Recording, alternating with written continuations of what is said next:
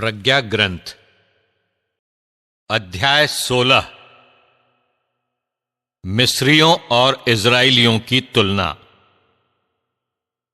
उन्हें इस प्रकार के जंतुओं के माध्यम से दंड मिला और कीड़ों के दलों द्वारा कष्ट दिया गया। उस दंड के विपरीत तूने अपनी प्रजा का उपकार किया। तूने उसकी लालसा शांत करने के लिए उसे बटेरों का स्वादिष्ट भोजन प्रदान किया। इसके विपरीत जब वे भूखे थे तो उन्हें अपने पर भेजे हुए घृणित जंतु देखकर सब प्रकार के भोजन से वितृष्णा हुई, जबकि तेरी प्रजा को थोड़े समय के अभाव के बाद उत्तम व्यंजनों का स्वाद मिला। उन अत्याचारियों को एक विकट भुखमरी सहनी पड़ी, जबकि तेरी प्रजा को दिखाया गया कि उसके शत्रुओं को किस प्रकार की यंत्रणा दी गई थी। टिड्डों की विपत्ति।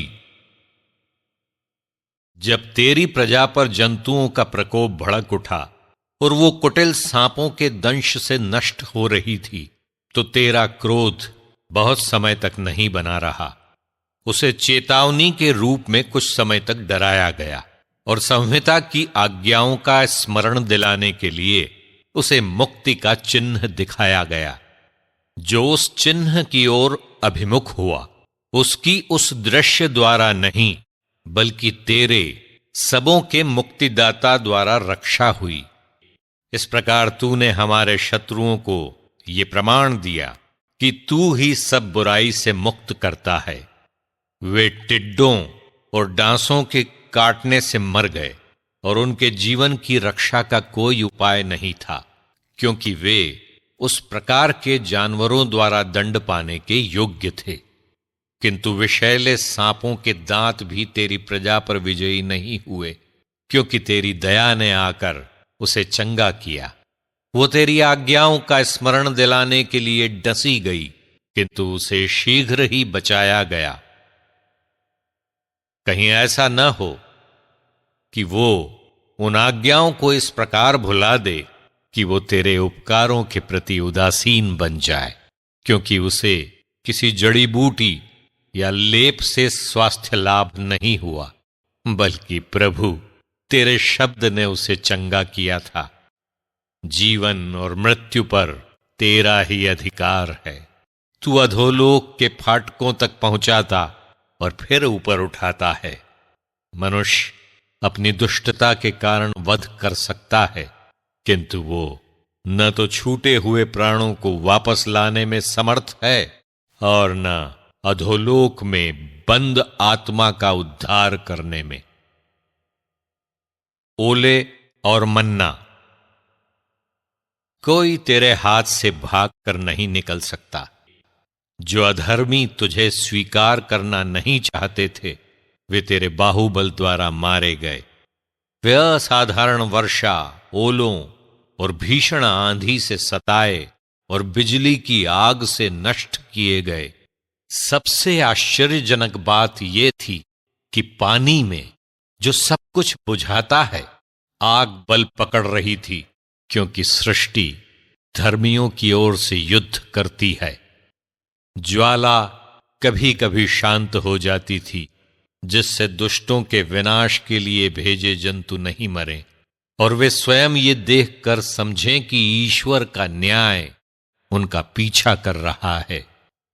कभी कभी पानी के बीच में ही ज्वाला धधक उठती थी और आग की स्वाभाविक शक्ति से भी अधिक तेज जलती थी, जिससे वो दुष्ट भूमि की फसल नष्ट कर दे। इसके विपरीत तूने अपनी प्रजा को स्वर्गदूतों का भोजन खिलाया। बिना परिश्रम किए उन्हें तेरी ओर से पकी पकाई रोटी मिली, जिसमें हर प्रकार की मिठास थी और जो सबों को रुचिकर लगी। तेरा दिया हुआ पदार्थ तेरी प्रजा के प्रति तेरा वात्सल्य प्रकट करता था।